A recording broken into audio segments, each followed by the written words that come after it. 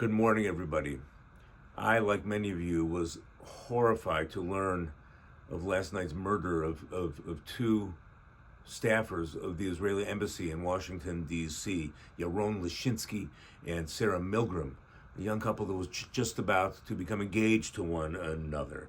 They had just come out of an event sponsored by the American Jewish Committee entitled Turning Pain into Purpose, which featured, among other things, a variety of interfaith and human rights organizations. Their assailant reportedly chanted the words, "Free, free Palestine," as he was being arrested.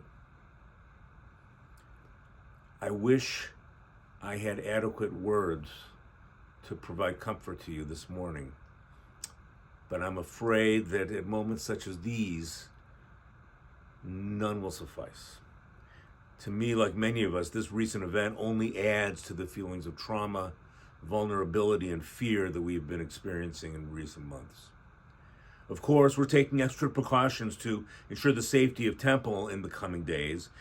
Even though the day is still young, I've already spent several hours working to make interfaith leaders, elected officials, and other members of our community aware of the depth of the trauma and vulnerability and fear that we're feeling over this event right here in Calgary. We've received a public denunciation of last night's attack from the Islamic Supreme Council of Canada, the organization that represents the Al Medina Islamic Assembly, with whom we at Temple have done some programming in the past, and we're hopeful for more such statements later in the day.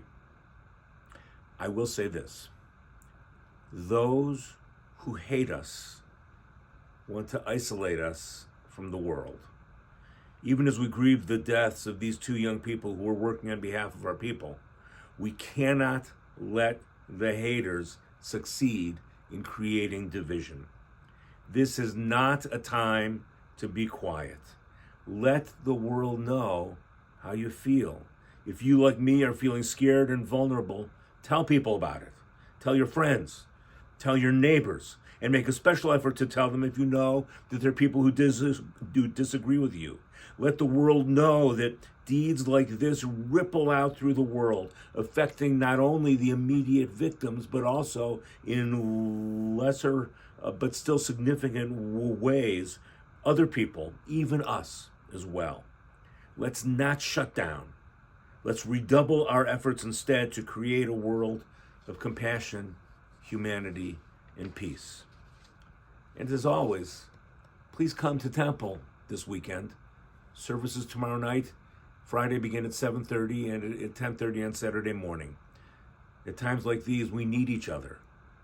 I would love to see you, to worship with you, and maybe even to shed a tear with you as we experience the peace and hope that Shabbat can represent.